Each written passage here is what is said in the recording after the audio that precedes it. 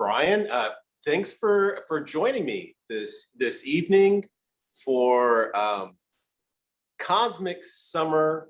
We're going to be talking tonight about the history of Captain America and his relationship to foreign policy and American society and culture in the 1940s.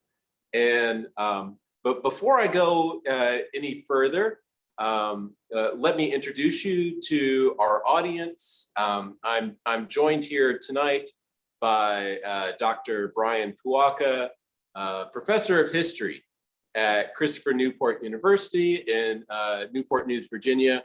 Dr. Puaca, thanks so much for taking time out of your schedule to speak with us tonight. Thank you for inviting me. I appreciate it.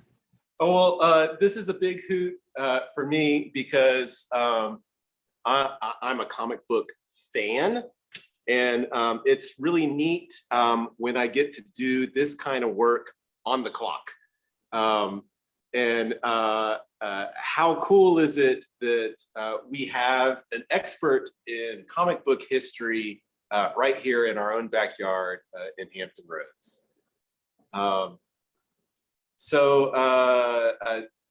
Brian, tell me a little bit about yourself and what's your relationship to comic books exactly? Well, I'm a trained historian and I'm a specialist in modern Germany and modern Europe. And I've always been a comic book reader and comic book fan. And I think 7 or 8 years ago, maybe now almost 10 years ago, the history department at CNU was looking for new courses where we might be able to appeal to a broad campus community and also potentially recruit majors. And so I had long been interested in comics. I've been beginning to read more about comics in terms of a kind of scholarly way, which is pretty recent. I mean, 10 years ago, comic scholarship was just kind of coming together. And I proposed a class, and I've been teaching it at CNU ever since, and it's been great fun. And so I kind of have my German European history courses, and then I'm known on campus as the comics guy, which is not so bad either. That's pretty cool. So when you were coming up as a comic book reader, what were some of the heroes and storylines that first caught your eye? I think when I was really little, I enjoyed Spider-Man. I don't know why exactly he appealed to me. Maybe it was easily relatable. I mean, that's obviously the idea there. He has real problems and he has real issues and concerns and an aunt and family. I was always a Marvel guy. So, and I know that there's strong opinions on this either way. My students come after me sometimes, big DC fans. But I really like the X-Men. Chris Claremont's run on the X-Men when I was, I guess, probably early teenager was something that I really enjoyed. Daredevil, I got into Daredevil kind of late, but I've always enjoyed Daredevil. So I'm kind of a Marvel guy. I do enjoy Batman, and I've gotten out of superheroes too. I mean, obviously there's a tremendous amount of stuff out there now, especially in the last several decades, graphic novels more recently available that I really enjoyed. So I got into it through Marvel as a kid in the 80s, and it went from there. Yeah, I got introduced to comics through Marvel as well, and also Spider-Man and the X-Men. And I think as I reflect on it now, looking back, one of the things that really appealed to me about Spider-Man was that he had a girlfriend. And I wished that I had a girlfriend and Spider-Man had options. There was Mary Jane, there was the Black Cat, there was Gwen, there was a couple of girls that he was into. So was there something about Captain America in particular that drew you to that title as a source for scholarly research? I mean, a couple of things I think probably brought me to it. First of all, I'm a specialist in German history in terms of the Second World War and post-war. And so the World War II aspect and the creation of Cap was interesting to me. As I've taught the course, I've become much more aware of the role of Jewish creators in comics. I mean, that's something I didn't know about as a kid and you know, even growing up. And so that intrigued me as well, using comics as a way to express concerns about foreign policy, national security, but also, to kind of speak for the Jewish community as well, which I thought was interesting. And then honestly, I've heard a lot of my students complain about how comics are too political now. And the idea being that long ago comics weren't political, but now everything is political, right? Oh, And so I've tried to kind of convince them of the fact that comics from the very beginning and superheroes from the very beginning were very political. They've always been political. There's nothing new in that. Superman. I asked my students to read the first issue of Superman, and we talk about kind of the New Deal concerns and the Depression era villains that are just in everyday American life. So I think those things brought me to it, and I've really kind of dived in and reading the early issues. I've most recently dealt with the first 10 issues of Captain America, which were all done by Simon and Kirby, who created it, and they all came out before the attack on Pearl Harbor. So that's been kind of my focus as of late. So can you take a minute to orient us? What was the landscape of comic books like in 1940? Captain America debuts December 1940. What was that genre like at the time? Well, comic books were brand new. I mean, comic books basically began in the kind of early to mid 30s. It began as promotional materials. They were early on, they were reprints. The comic books with new content that really began to appear first came around in 1937. And there were action and adventure stories. The first superhero, of course, the major superhero that kind of sets it off is Superman in 1938. And then there's just a slew of them, right? In 1938, 39, Batman, 1940. So there are a ton of them coming out. And Cap isn't unique in being a superhero, and he's not unique in being a patriotic superhero. He wasn't the first. Archie Comics had the Shield that came out before him. There was the Minuteman. I mean, there were others. The Shadow. The Shadow, yeah. I mean, the Shadow's, the Shadow comes out of the pulps and kind of transitions. Some of the characters transition from the pulps into comics. To Phantom, for example, is another. Dick Tracy. And so Dick Tracy, yeah, Dick Tracy stays in the strips. I mean, he comes out of the strips, and then eventually they'll first print. I think they print reprint strips, and then later they'll do original stories in comic book form. So Cap is one of many superheroes. He's in a medium that's pretty, frankly, disrespected. People who did comics, didn't want to be associated with comics. I mean, many folks know the famous Stan Lee story that Stan Lee didn't want to use his name for comic book work because it was embarrassing and shameful. So he took his first name, Stan Lee, and made it his full name for the stories, hoping to write the great American novel later, and he would write it under his real name, Stanley Martin Lieber. But obviously things changed. So it's a disrespected medium. People are basically, publishers are ordering stories to be created for them and paying next to nothing. They're paid a page rate. In many cases, that page rate still exists today. That is paying an artist and writer X number of dollars per page. Superman famously was sold to DC for $10 a page, 13 pages, $130.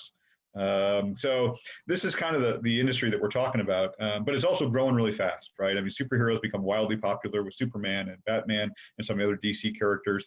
And Martin Goodman, who basically runs what is not yet called Marvel, wants to capitalize on that. And so he brings Joe Simon and Jack Kirby in with their idea for a patriotic superhero that they can publish there. So that's kind of how Cap fits in, I suppose, to the landscape of the late 30s and 1940. And at 10 cents an issue, comic books are easily accessible to a broad swath of the population. Yeah, it's cheap Depression entertainment. It's entertainment that can kind of be recycled in the sense that what a lot of folks did was they would buy comics and swap them with friends. I think the assumption is that mostly kids were reading comic books, but there's evidence that a lot of adults read them too, especially as we move into the war. GIs very much, enjoyed reading comics. They were cheap to ship. They reminded them of home. So yeah, it appealed to readers. It was kind of an escape from the Depression. When the war comes, it's a way to kind of connect to the war effort. DC and Marvel both are really doing lots and lots of war stories. They're promoting war bonds and doing all the kinds of things you would expect during the war years. So yeah, it was attractive to a large audience. And I mean, Captain America #1 sells 1 million copies. Superman is selling more than 1 million copies an issue. He's the first superhero to get his own self-titled book. that's huge sales. I mean, today publishers would dream of selling 1 million copies of anything. Right. So you mentioned the role of Jewish creators in the earliest generation of superheroes. Can you tell us a little bit about Jewish writers and artists and the role they played in early comics and in Captain America? Yeah, well, I mentioned that comic books were a really disregarded industry. I mean, they were disrespected. People didn't want to work in it. And quite frankly, a lot of Jewish artists and writers and that couldn't find work elsewhere during the Depression. We don't talk a lot about anti-Semitism in this country, but there was, quite a bit of it, certainly during the years before the war and the war years. And so, Jewish creators couldn't get jobs in marketing or in advertising or elsewhere where they might be able to make more money and have a more respectable career. So they went into comics, and dominating that industry in the 30s and 40s and even later. They were the ones making the stories, creating the characters, writing the material for the publishers. And so an awful lot of the early comics are written and drawn and put together by Jewish creators. And frankly, most of the superheroes that we know today were created by Jewish artists and Jewish writers. It is difficult to name a popular superhero that wasn't created by Jewish creators. I kind of challenge my students. The Marvel stable, most of the DC stable, Robert Kahn is Bob Kane, who creates Batman. Obviously, Jack Kirby and Stan Lee, Joe Simon. So they're very important in the early industry. They might have been wanting to do this, although I think most of them later would say that they did it because they could get paid for doing it. And that's why they did it. So they become famous later. I mean, of course, Jack Kirby becomes a hero, Stan Lee becomes famous, but, for a long time, even in the 60s, Stan Lee wouldn't tell people at cocktail parties what he did. He would say he was in the publishing industry because it was still something he was embarrassed about in the 1960s, when they're writing the Fantastic Four and when they're writing those amazing Spider-Man stories that we know. One of the theories that has really resonated with me is how the superhero has an alter ego. There is Superman is Clark Kent, and Captain America is Steve Rogers, and Spider-Man is Peter Parker. And Jewish people might look white, but they're different. That there's this secret part to it. Do you think that there's anything to that there's something about the Jewish creators that originated our comic book heroes and the idea of keeping a part of yourself hidden from the rest of the world? Yeah, I think there's something to that. Of course, there's a lot of discussion, debate about how we explain this and what kind of an impact it's had on comic books. But I think certainly that the creators of a lot of these heroes wanted nothing better than to fit in and to be accepted and to be just like everybody else. And so, when I see Clark Kent or when I see Steve Rogers, that's very much kind of what they're doing in those alter egos, I suppose.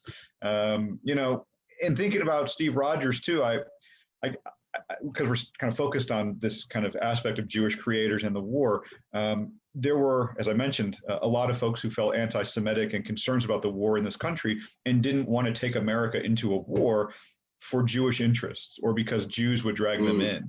And I think that Simon and Kirby knew that, and they were very careful to create a character as an alter ego, Steve Rogers, who was, in no way a stereotype of a Jewish man. I mean, he was blonde and, I guess at the beginning kind of weakling in that, but he transforms into this powerful, hero, just like America could transform into a power during the war.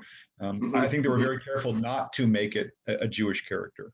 That said, and this is an argument we have in class sometimes with the students, if you read the origins of Superman and you talk about the space, the shuttle taking him from, he's an alien.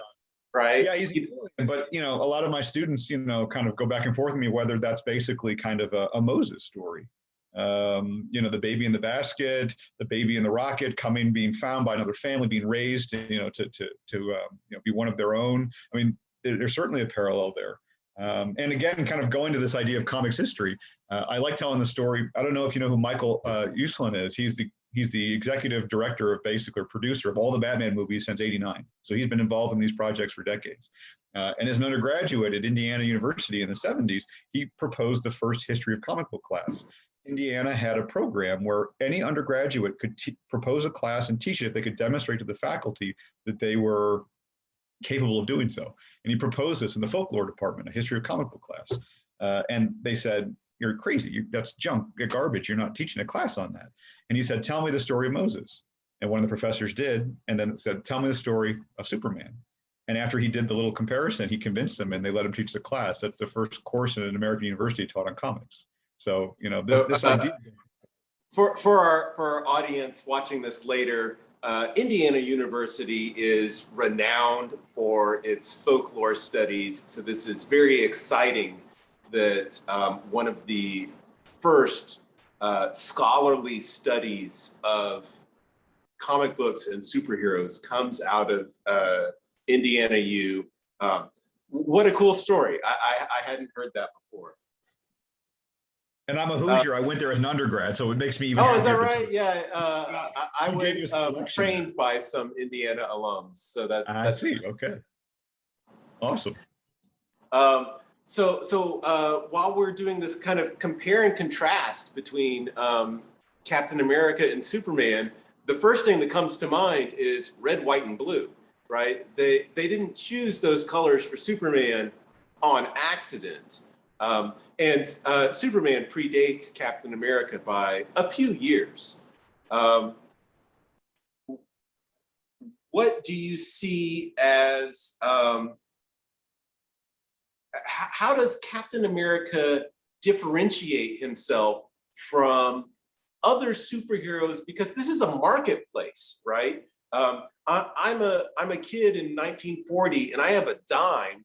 I can buy a dozen different comic books. What is it about Captain America that makes him different from Superman or any other hero that's in red, white, and blue? It's a great question. The two things that jump out to me, kind of thinking about it in the moment. First of all, the villains that he faces. I mentioned he wasn't the first patriotic superhero, but unlike other patriotic superheroes in 39 and 40, he didn't fight robots or mobsters or gangsters, whatever. I mean, he fought real bad guys. He fought Nazis. I mean, they put Hitler on the cover, and Martin Goodman, who owned it, was anxious about that because this was different than just having, random bad guys being at the center of the story. The other thing, and this is on the cover as well in that first issue, is he had a kind of a boy sidekick that was really designed to appeal to a younger reader. Bucky is, I mean, his Steve Rogers, secret identity is so secret, except Bucky wanders into his tent and finds out, and he's the only one that does, and Bucky becomes the sidekick. And I mean, he's kind of he's a young kid. I mean, 12, 14, it's not quite clear. And he starts to mature a little bit, in later issues. Then he's of course gone. And now in the movies, he's something pretty different. Sure. But it seems to me that the sidekick angle and the real villains really kind of set him apart from, Superman, other patriotic heroes of the time who were fighting bad guys, but again, robots or space aliens or whatever. This was something different. Bank robbers or Yeah, absolutely. I mean, Superman fought slumlords. He fought crooked mine owners. I mean, those are real people, but they're not real people in the same way that Adolf Hitler is a real person. Yeah, sure. That tickles me to think of Superman in a coal mine or something. It's a great story from early on.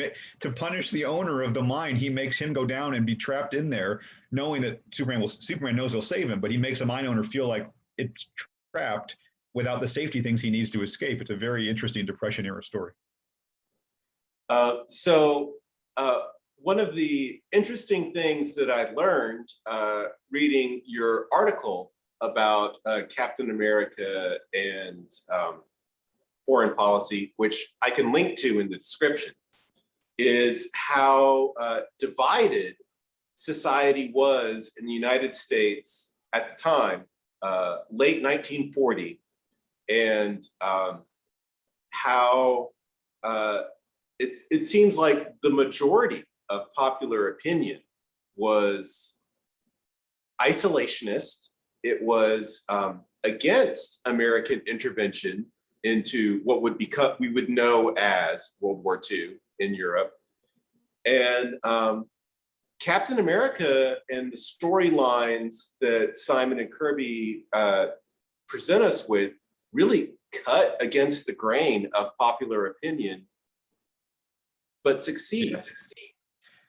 Yeah, I don't. That's the trick question would be to ask kind of, how much of an impact did they have, and that's of course hard to say. But they're absolutely against the grain.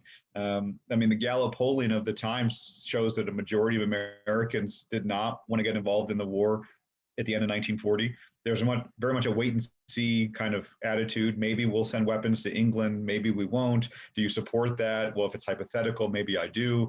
There was an awful lot of concern about American boys dying in Europe again after World War I.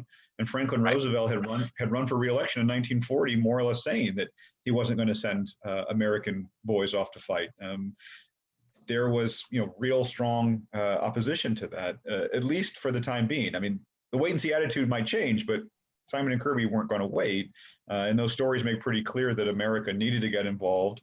And I mean, the stories seem to suggest that they should be getting involved for a couple of reasons. One, for the ideals of the United States. I mean, democracy and freedom and liberty, these were things that other people, were being deprived of, and America had an obligation. But the other part of the stories that they make pretty clear is there were bad guys here. I mean, there were Fifth Columnists, there were Nazis, there were people who supported the Nazis in this country, including the German-American Bund, which is real and which were, basically Nazi supporters in this country, who wanted to do evil to the United States. So this is something that I was unaware of, that there were Captain America stories where he is confronting Nazi sympathizers at home. What was that all about? The German-American Bund was an organization in this country that was mostly made up of German Americans and immigrants, and they were essentially supporters of the Nazis. And in the late 30s, they were probably most, I guess, concentrated in the Northeast, New York, New Jersey, that area. They had camps, summer camps for kids. They had meetings, and maybe the most famous and high-profile event in 1939, they rented out Madison Square Garden. And there were 20,000 people in Madison Square Garden who were basically saluting swastikas next to George Washington and Abraham Lincoln. There's a great kind of short documentary online. It's 7 or 8 minutes called The Night at the Garden. I recommend it just so folks can see the actual footage and what was going on in this country.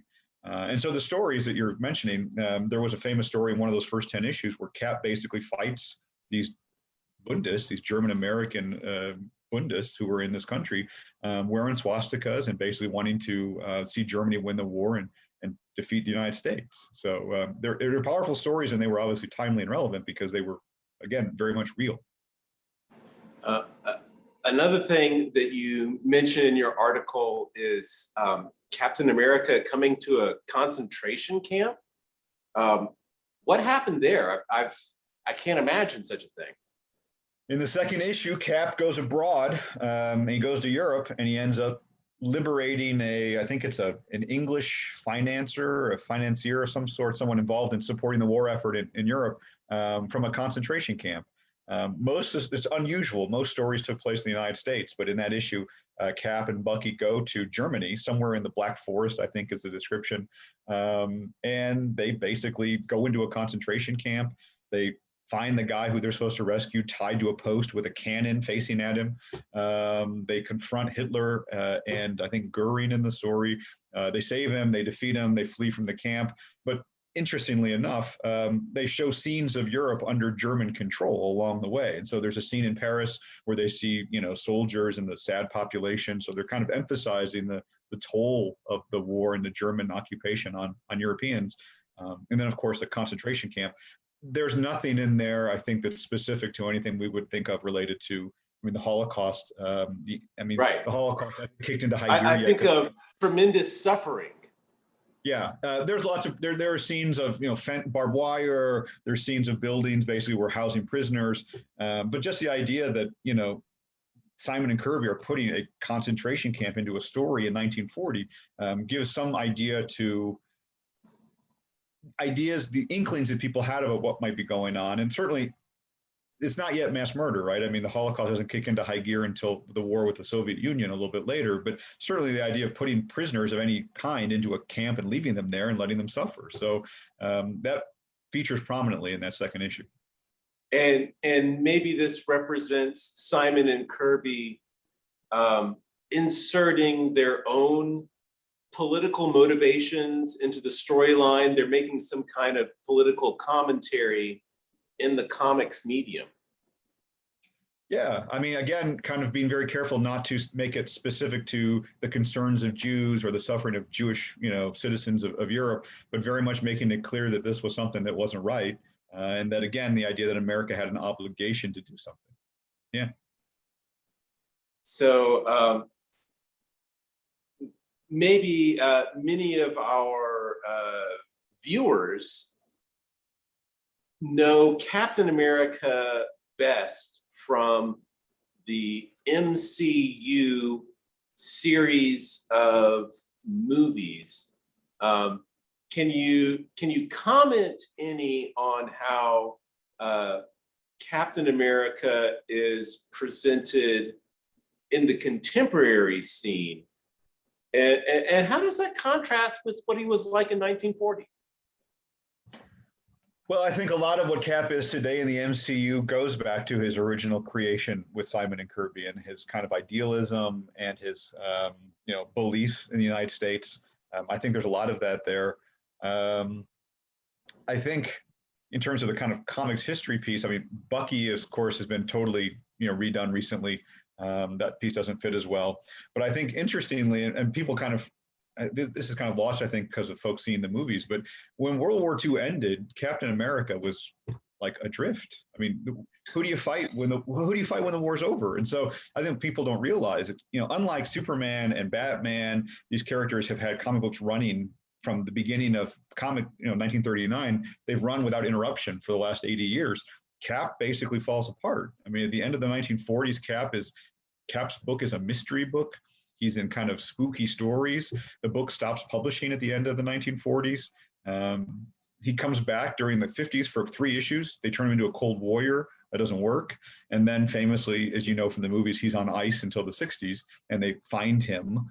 And then it kind of picks up from there. But that part has all been kind of done away with in the MCU, and they've gone back to kind of the really pure ideas of Steve Rogers as a young New Yorker who wants to save his country and help. He's the most altruistic, the most self-sacrificing. I think all that, and believing in ideals. I mean, more than anything else, right? I mean, Cap fights for ideals. He stands for something, right? Yeah.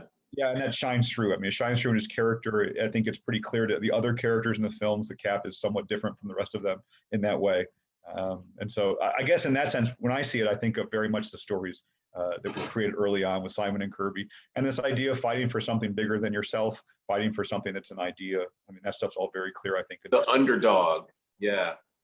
Yeah. I mean, those people forget just what a weakling he was, right? I mean, I guess they play that up a little bit in one of those movies, but in the stories, he just looks so, 97-pound weakling. I think they describe him that way. He just looks so unprepared to do anything.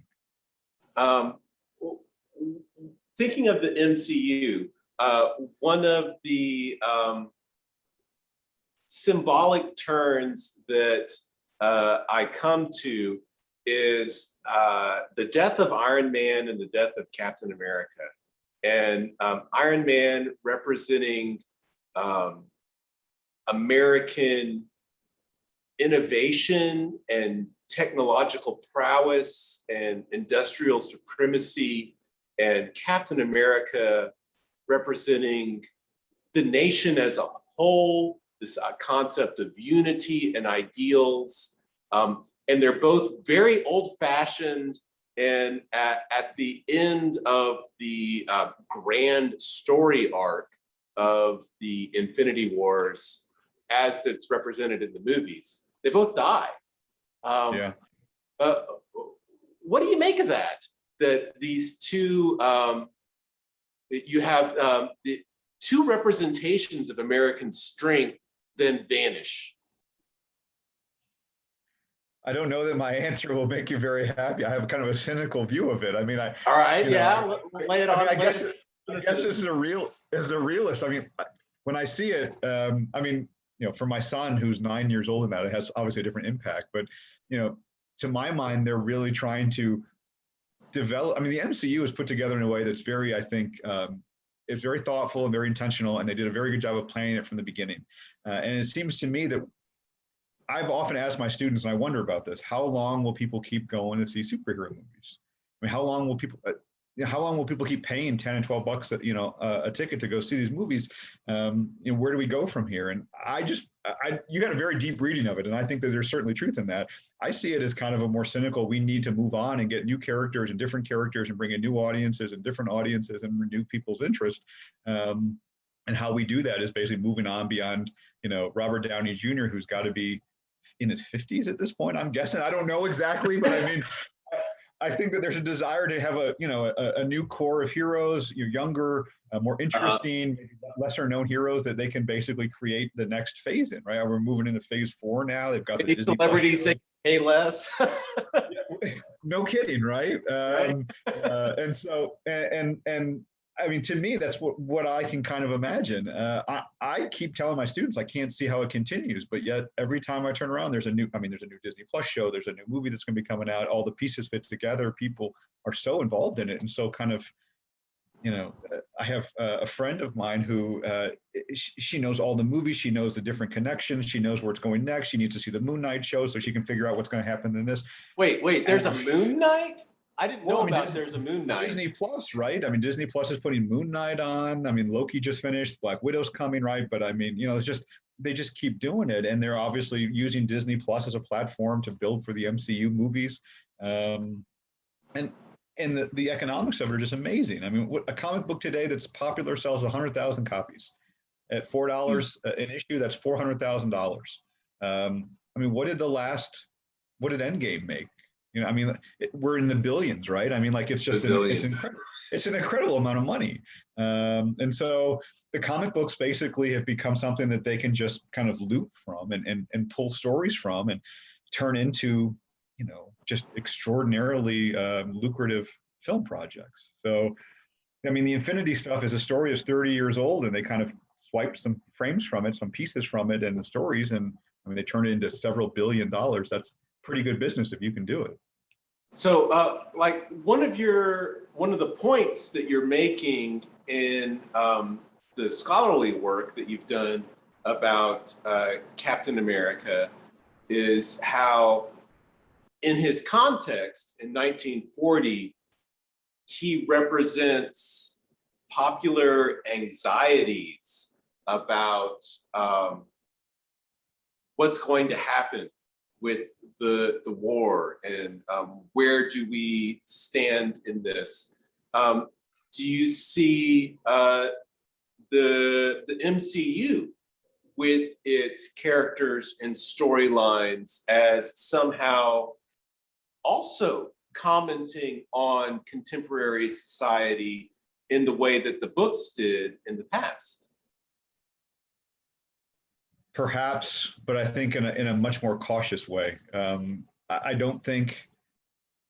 think they have to be very careful about offending people. I mean, this is arguably the same thing 60 years ago. Stan Lee wanted to write stories that were meaningful and told a story and had an impact and a message, but yet not offend readers, right? I mean, introducing Black characters in the 60s would anger folks in the South.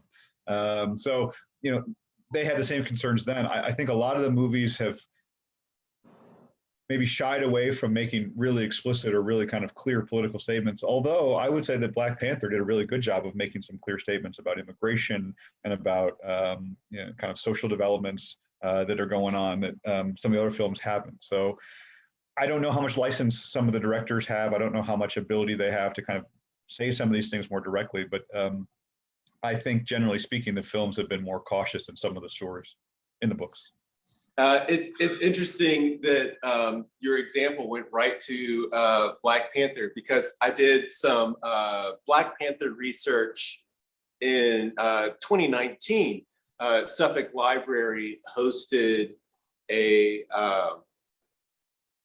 Black comic con called Black and Super in February of 2019. And to prepare for that, I was doing research into a variety of different Black superheroes. And I found a quote from Stan Lee saying that his primary motivation in releasing Black Panther was to beat the competition.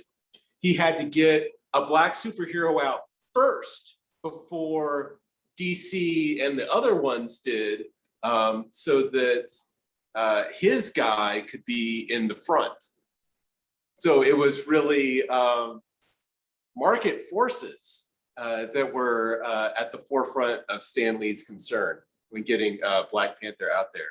But Black Panther and Captain America make really interesting foils. They really pair well together, and it's so tragic that the actor for Black Panther has now passed away. Not only because he was so talented, but also because there was just so much potential there to tell really interesting stories about American society with these two superheroes that represent nations. Yeah, I mean, the Chadwick Boseman, his passing is really sad, and I think the film did a really good job of, as you mentioned, kind of dealing with race and kind of the politics of race. And the two characters are Black Panther and Killmonger, present pretty compelling, I think, ideas. And I mean, those are the best villains, right? The villains where you can kind of understand where they're coming from and see where their perspective, could be legitimate in many ways. Right? Yeah, I mean, Killmonger is such a compelling villain. Absolutely, yeah. And so, I mean, that movie is fantastic in the way it explores those things and presents them in a way that kind of leads the viewer to make some decisions of their own. And you're right, it's a business piece, right? I mean, your comment about Stan Lee is a really good one. And we talk about this in the class, and we point out that when he does create a Black superhero, even then he kind of hesitates. It's not an African-American superhero, which I think is also it's kind of an African. Yeah. Right, yeah, exactly. And, it takes another couple of years before they create the first African-American superhero at Marvel. And then they're very careful with how they create the Falcon, right? I mean, he's a civil rights supporter, but very much in the Martin Luther King. Yeah, he's a social worker in Harlem. Exactly right. Yeah. So, I mean, they're very careful with how they do this in these kind of deliberate steps. And it reminds us of the business part of this, right? So, I mean, you want to get more readers and not alienate the ones you have. And that's the secret. So it's very interesting to me how Captain America, like Batman and Superman, is a very established hero that perhaps we take for granted. But in your work, you do a good job of contextualizing him. He's very much a creature of his time when he's created, and the authors are making political commentary in the storylines. What do you think about comics as political commentary today? Have you seen anything in the books that are coming out now that really stands out to you as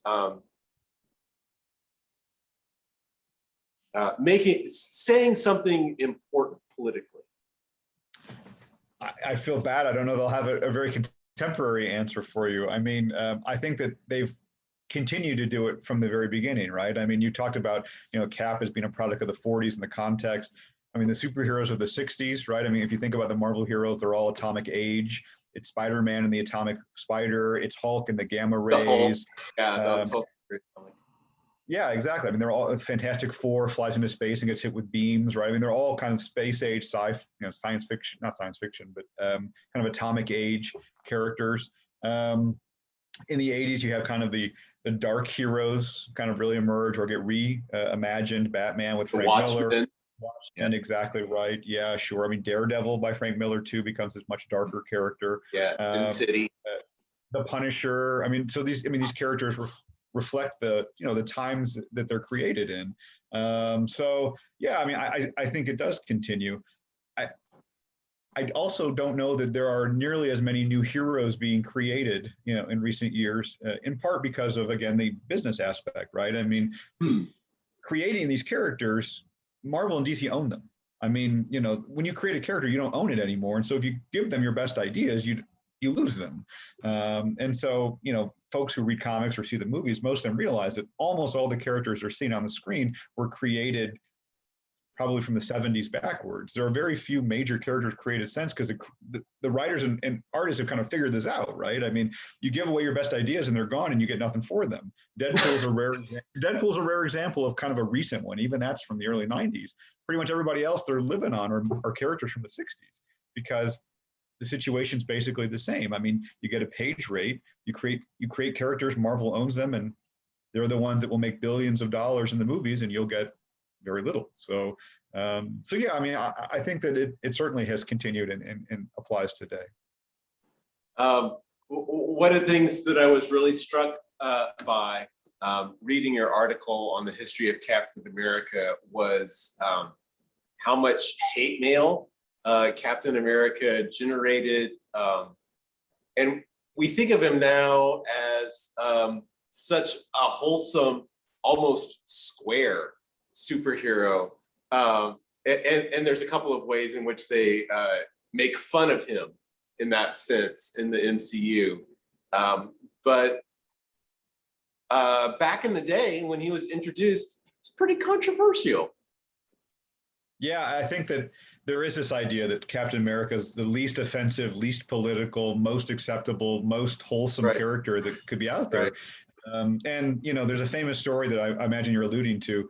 Joe Simon, who's the writer who co-creates the character with Jack Kirby, famously in his autobiography tells the story that during that run of those first few issues, there was a ruckus at the office where Marvel was near Times Square in New York, in Manhattan, and German American Bund members, these are the guys who are wearing those swastikas in New York City, came downtown looking for them. And we're trying to get them out of the office to rough them up / attack them.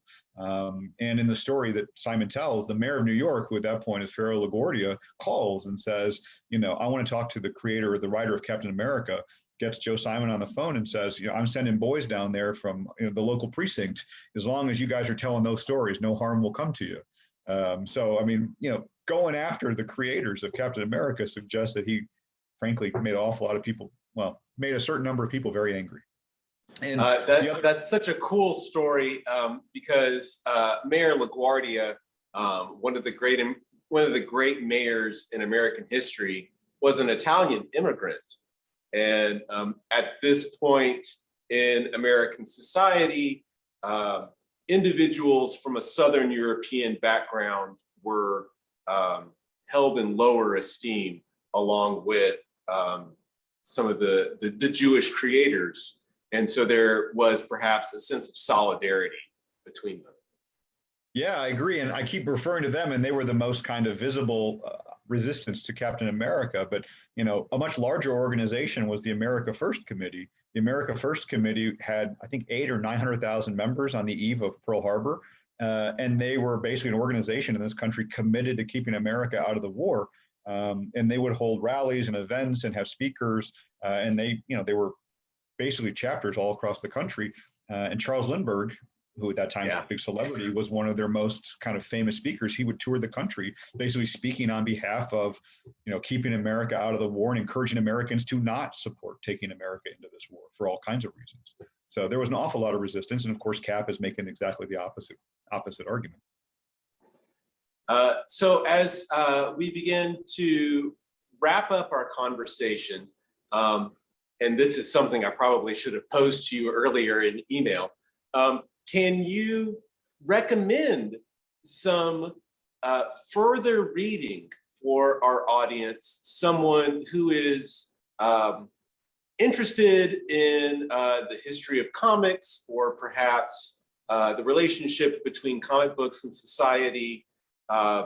coming from a general perspective, where might a reader turn next to learn more about this subject? Joe Simon's autobiography. He's one of the creators. I can't remember if it's My Life in Comics or something like that. Joe Simon's book is good. There's recently a graphic novel on Jack Kirby that just came out. It talks about Jack Kirby's life as a creator, and it's obviously in graphic novel form. Sean Howe's book on the history of Marvel Comics is excellent. If someone's interested in Marvel and kind of wants to get a long view of Marvel Comics, Sean Howe's book, Howe, is excellent. If you want to read a good story, we've talked a lot about World War II, but there's a really great storyline with Cap and Watergate, which we haven't gotten into. I haven't heard about this before. Oh, it's excellent. So Steve Englehart is the writer, and he's a young, kind of disillusioned liberal who's frustrated with Nixon and Watergate. And he basically tells the story of Cap being involved in a conspiracy that parallels Watergate as it comes out, it's a fantastic story, and it's called Secret Empire. And there's it's a trade paperback, collection of maybe 10 issues of Cap from the 70s, which is great. I highly recommend that. Many folks who've watched the TV show know the 80s story because you have the new Captain America when Steve Rogers walks away. So, I mean, there's good stories in the 80s too, where Cap is disillusioned. But again, Sean Howe's book and The Secret Empire by Steve Englehart, who's writing Cap in the 70s, are both, I think, really good if they're interested. Well, I would really like to recommend The Amazing Adventures of Cavalier and Clay by Michael Chabon. That's Chabon is the author's last name. And this is a novel which is about the golden age of comics and the many Jewish and also European immigrant writers and artists that all happened to be in New York at this time. And in addition to being about the history of this moment, it's also a very moving story about cousins who are very different and working together in this particular moment in American history. Did that win the Pulitzer Prize? Yes, I think it did. Yeah, I think it won the Pulitzer Prize. Yeah. Hey, we have that book at Suffolk Public Library, and y'all, if you want to read a good novel, put that on hold and take a look at Amazing Adventures of Cavalier and Clay. I highly recommend it. Excellent book. Yeah. Dr. Puaca, thank you very much for taking time out of your evening to come and speak with us tonight. I had a really good time.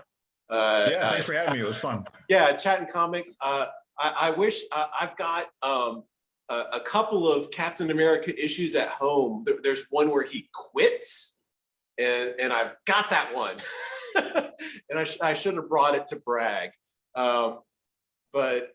And also shout outs to Captain America, the First Avenger. That might be my favorite MCU movie. It's really comic booky.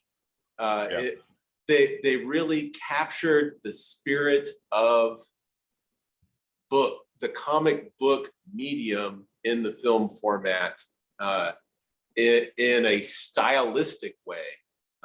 It's very different than the other MCU movies. And it sticks close. It sticks close to the material too, which is nice. Sometimes they get pretty far off. Yeah. Brian, again, thanks so much for chatting with us tonight. And I'm going to link to some of your pieces in the description. Thank you. Great. Thank you. Yeah.